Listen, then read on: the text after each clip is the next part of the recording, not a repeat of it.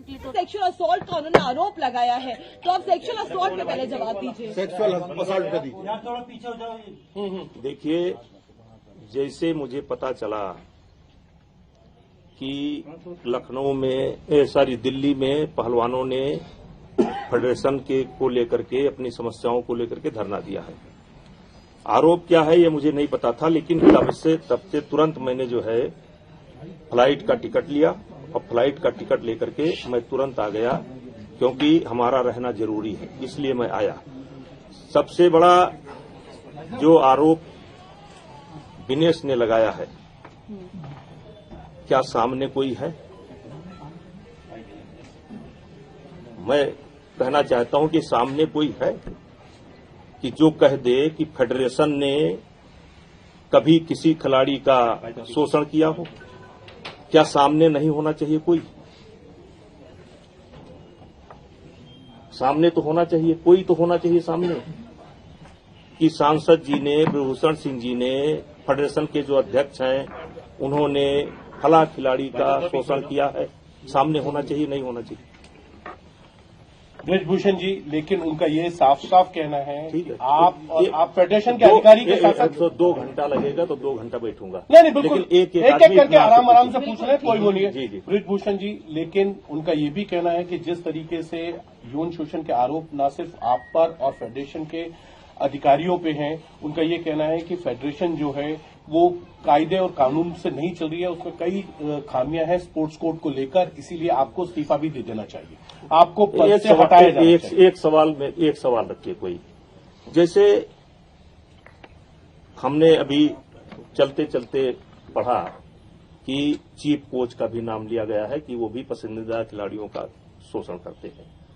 हमारे लिए कहा गया कि लखनऊ में कैंप इसलिए लगाया जाता है कि खिलाड़ियों को घर बुलाया जा सके। मैं जेड श्रेणी सुरक्षा प्राप्त आदमी हूं और मैं अपने घर पर स्वयं नहीं रुकता हूं। मेरा घर वहां से 120-30 किलोमीटर है, मेरा घर है लखनऊ में, लेकिन मैं यदा कदा साल में 1 बार या 2 बार रुकता हूं। और सबसे बड़ी बात यहां है, अन्यथा मत लीजिएगा, एक शेर बोलना चाहता हूं कि इसीलिए तो डगर डगर बदनाम हो गए मेरे आंसू, इसीलिए तो नगर नगर बदनाम हो गए मेरे आंसू। मैं उनका हो गया कि जिनका कोई पहरेदार नहीं था। मैं कमजोर जो राज्य हैं, जो कमजोर राज्य के खिलाड़ी हैं, मैं ये पूछना चाहता हूं कि ना आप नेशनल लड़ोगे, ना आप ओपन नेशनल लड़ोगे, ना आप ट्रायल दोगे। ट्रायल भी आप चाहते हैं कि सारे खिलाड़ियों का ट्रायल हो जाए, फिर जो खिलाड़ी उसमें जीतता हो उससे आपका अकेले ट्रायल हो जाए। तो जो गार्जियन अपने बच्चों को लेकर के रात दिन मेहनत करते हैं और रात दिन उनके पीछे लगे रहते हैं, तो वो भी तो ओलंपिक के ही उम्मीद से खेल रहे हैं, वो भी तो वर्ल्ड ही खेलना चाहते हैं, वो भी तो एशिया खेलना चाहते हैं। और अगर इतनी दिक्कत थी फेडरेशन से, तो 10 साल से ये दिक्कत क्यों नहीं हुई?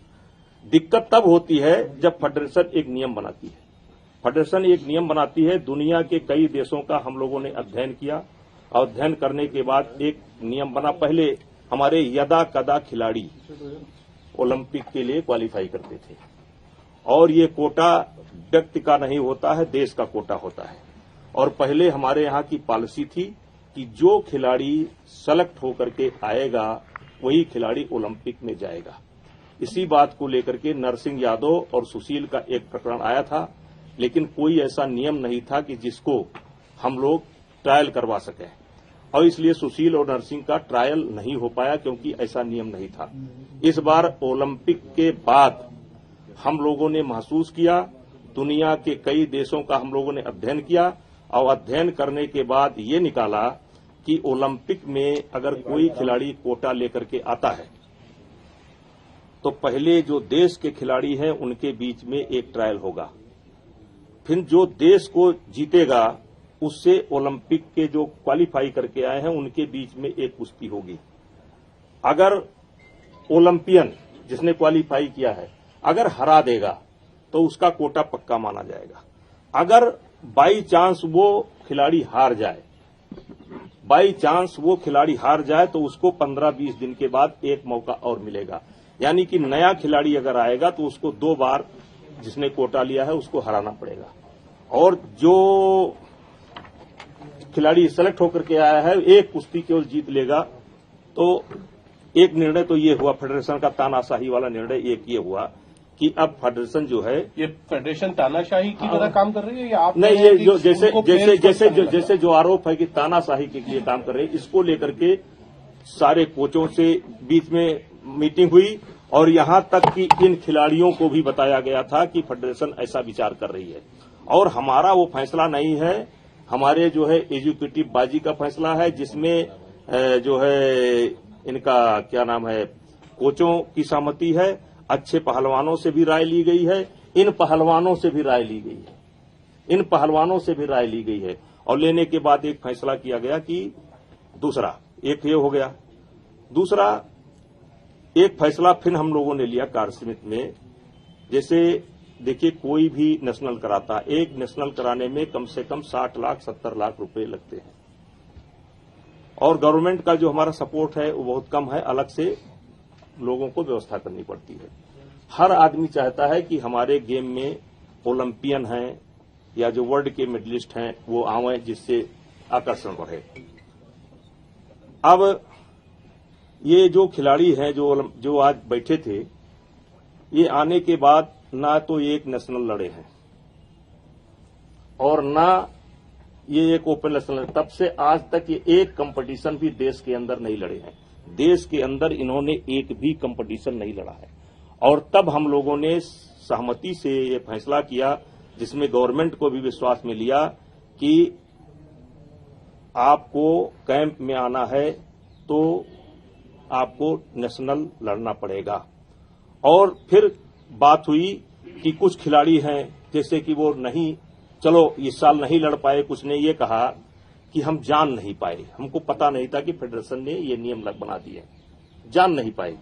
तो हम लोगों ने सरकार से कहा कि आपके ये टॉप के खिलाड़ी हैं, आप टॉप से इनका खर्चा दे दीजिए और इनका नाम हम डाल देते हैं। नाम हमने डाला भी, क्योंकि एक तरफ सरकार का दबाव है कि 4 खिलाड़ी ही कैंप में रहने चाहिए।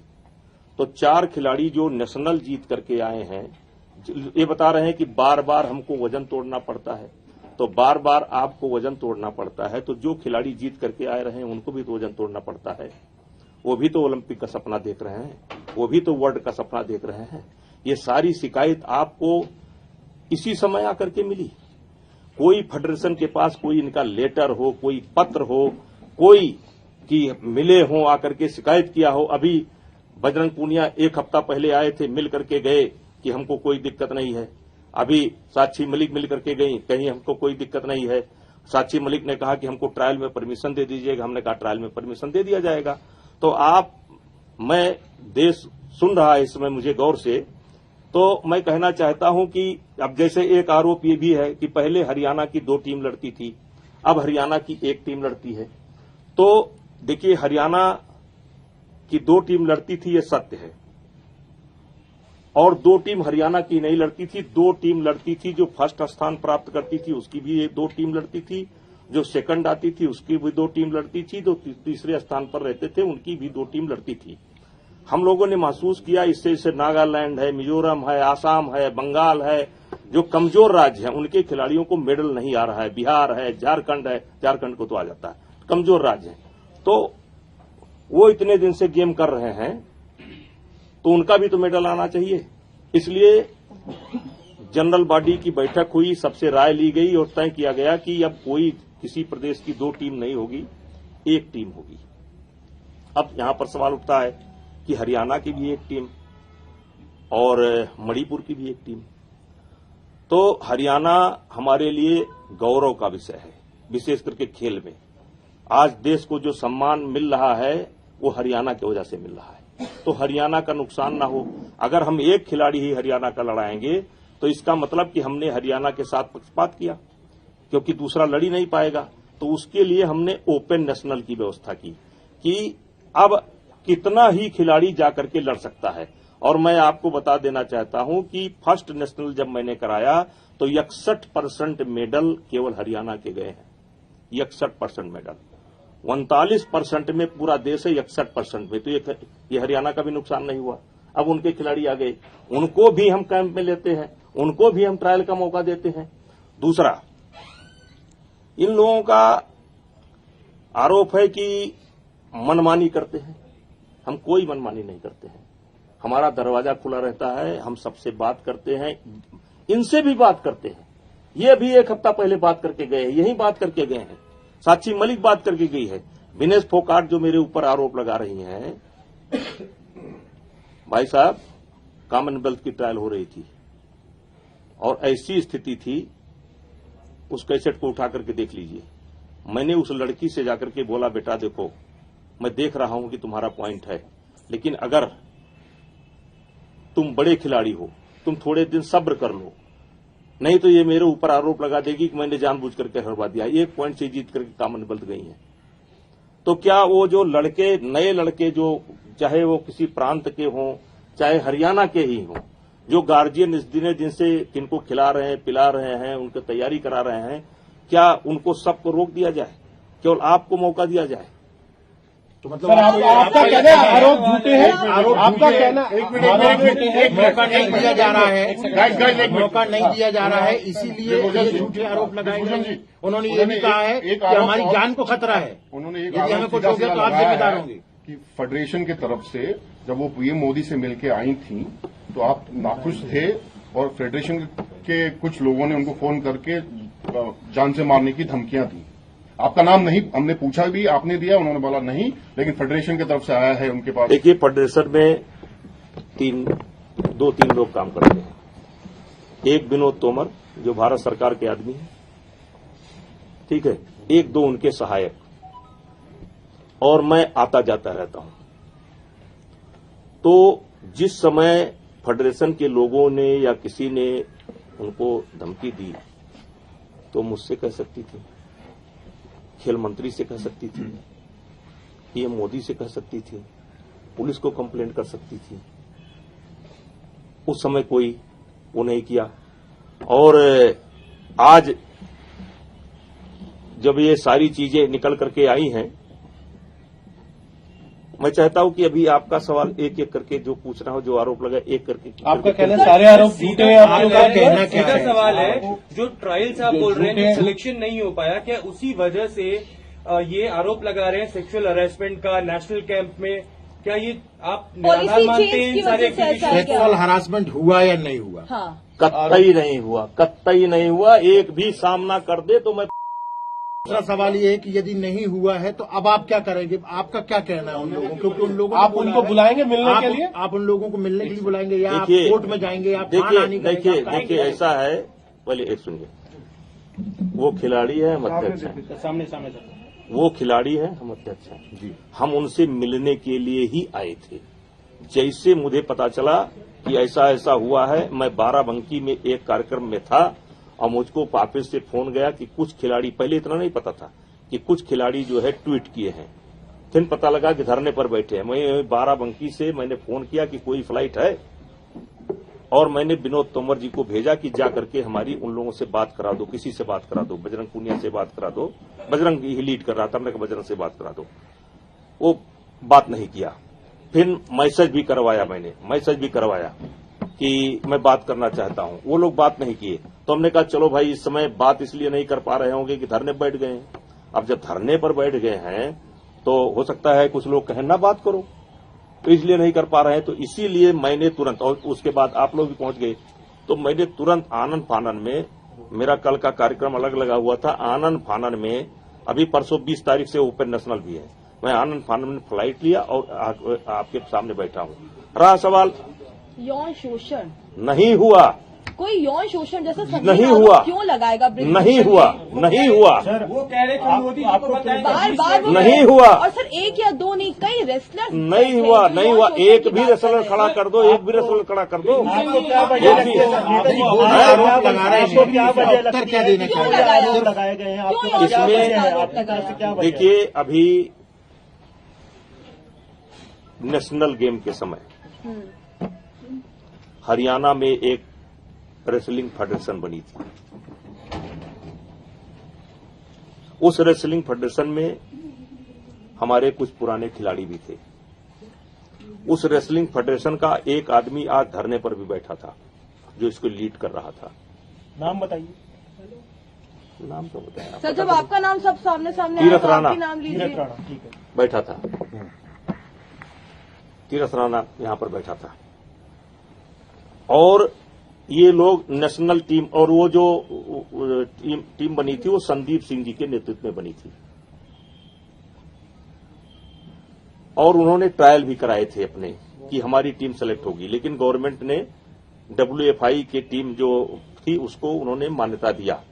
और इसको लेकर के एक शिकायत मेरी पहले भी की जा चुकी है कि हम रेसलिंग फेडरेशन को, हरियाणा की रेसलिंग फेडरेशन को मान्यता दे दें।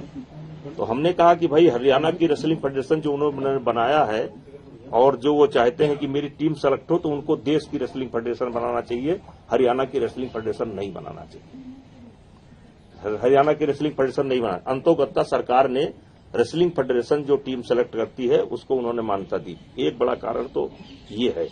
और इसमें किसी बहुत बड़े आदमी का हाथ भी है। आपको लगता है साजिश है?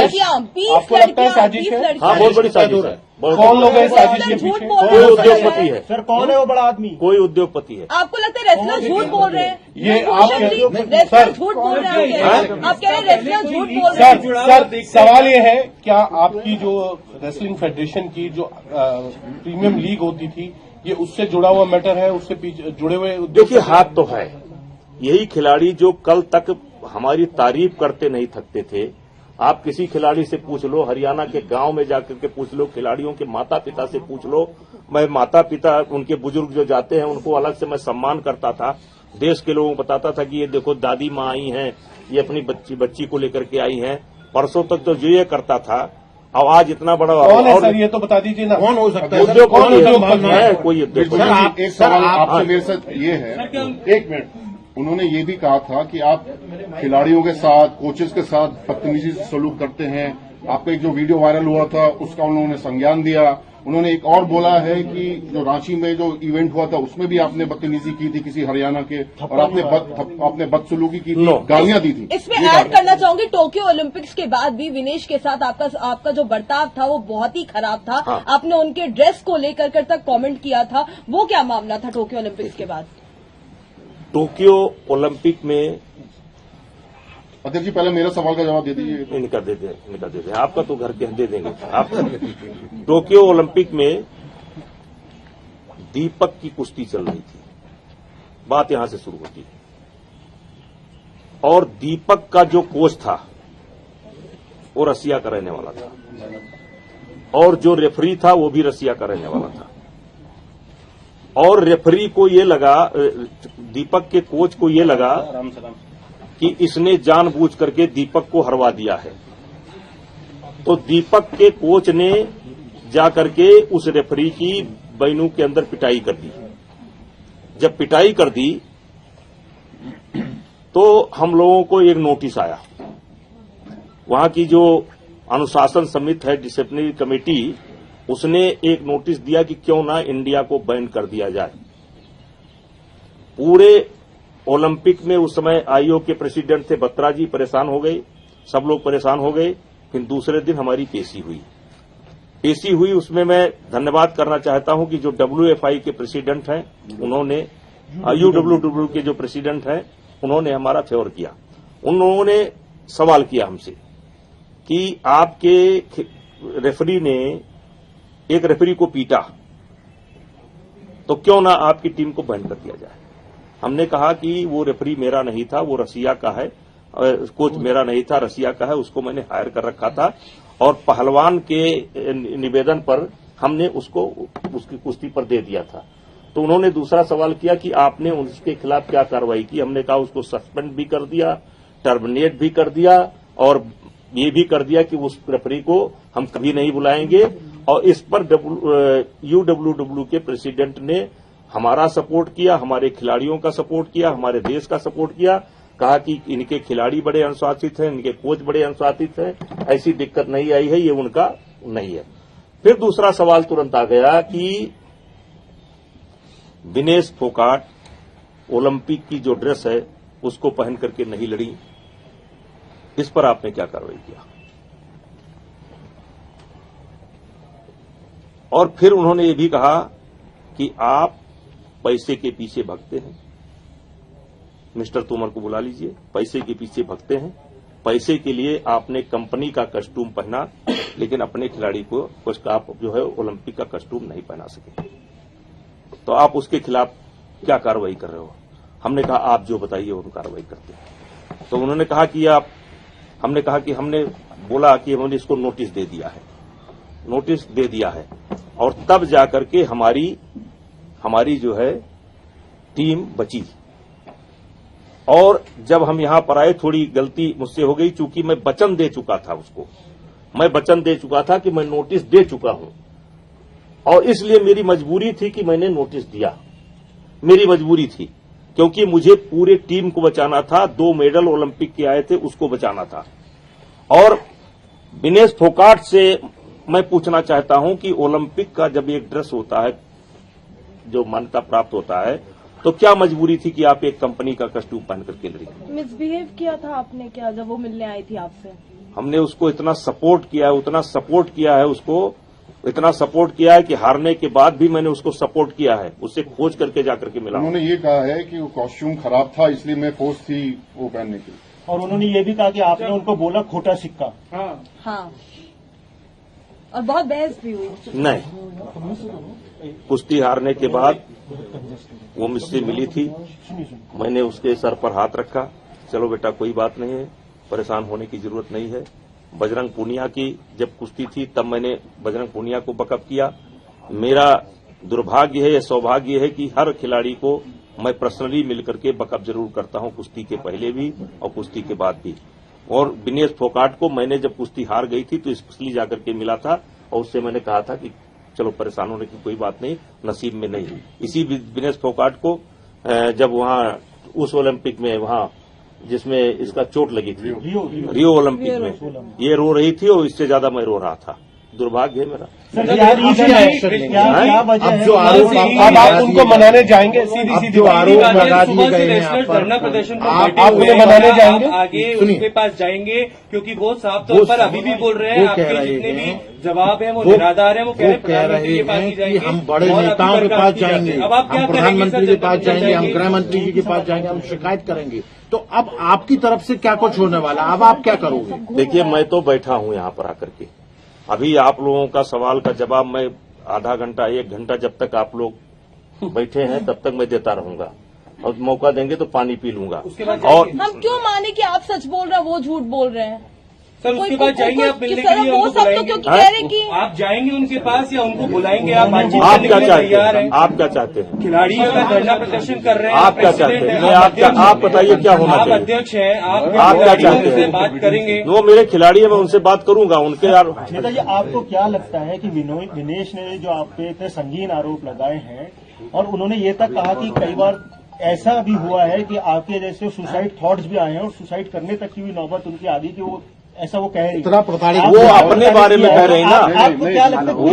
उन्होंने ये भी कहा है कि आज जो धरना में बैठे थे उनमें से एक को भी कुछ हो जाता है तो अध्यक्ष साहब जिम्मेदार होंगे। उन्होंने साफ भगवान करे उनको कुछ ना हो, उनको क्या है कुछ होगा। आप पद छोड़ेंगे, आप पद छोड़ेंगे अपना, आप अपना पद छोड़ेंगे, आप अपना अध्यक्ष पद छोड़ेंगे? क्यों सर बताइए? एक फेयर इन्वेस्टिगेशन होगी ना, फेयर जांच होगी। अगर आप अपना पद छोड़ देंगे, अगर जांच होती है तो एक फेयर जांच हो पाएगी। आप क्या चाहते हैं कि अब आप क्या होना चाहिए? एक सवाल का जवाब तो देने दो, पद छोड़ने पर तो बताया कम से कम। देखिए, जो ये सारे आरोप लगाए गए हैं, हम चाहते हैं कि अच्छा हो कि वो लिख करके दे दे, तो कुछ जवाब हम दे सकते हैं, कुछ चीजों की जवाब हम दे सकते हैं, और कुछ चीजों की जांच हो जाएगी। सीबीआई जांच हो जाए, एलआईयू जांच हो जाए, पुलिस की जांच हो जाए, जांच हो जाएगी। स्टेप डाउन करेंगे। समाधान उन्होंने ये भी बोला विनेश ने कि वो नाम पब्लिक करने वाले हैं कुछ ही देर में।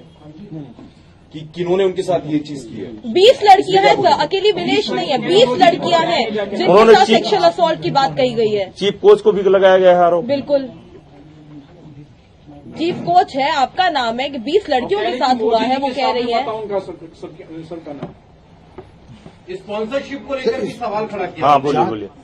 स्पॉन्सरशिप को लेकर भी सवाल खड़ा स्पॉन्सरशिप को लेकर वो भी डायरेक्ट हम तक नहीं पहुंचती है, वो भी वाया आती है और वो भी पूरी नहीं मिल पाती है। उसमें उन्होंने ये भी कहा है कि स्पॉन्सरशिप का जवाब तो तोमर विनोद तोमर जी ने 25-30 करोड़ रुपए की 15-20 करोड़ जो प्रॉपर्टी बना ली है यहाँ पे, उनकी भी जांच होनी चाहिए। स्पॉन्सरशिप के सिस्टम के बारे में तो तोमर जी दे सकते जवाब, कहिए तो बुलवा ले।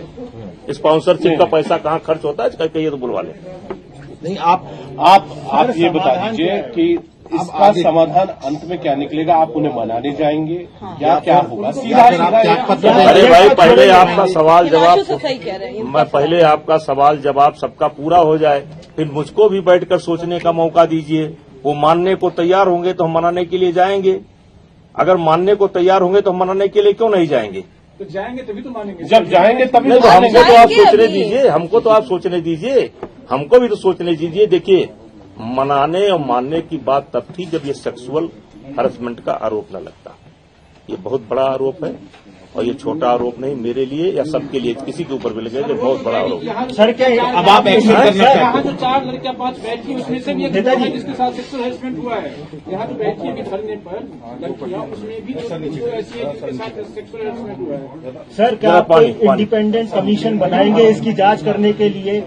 सर वो इतना बड़ा बयान दे रही है कि वो नाम साझा करेंगी, तो आप आगे इंडिपेंडेंट कमीशन आगे आप चाहते हो, आप खुद पुलिस में जाना चाहते हो, आप कोर्ट केस करोगे कि आपकी मानहानि कर रही है? नहीं, मैं पुलिस में जाने का क्या सवाल है? आप क्या चाहते हैं? पुलिस का क्या सवाल? इसमें पुलिस कहाँ से आ जाती है? ब्रिजभूषण जी, जिन लोगों के ऊपर अगर वो नाम डिस्क्लोज करते हैं, उन लोगों के खिलाफ आप कोई एक्शन लेंगे?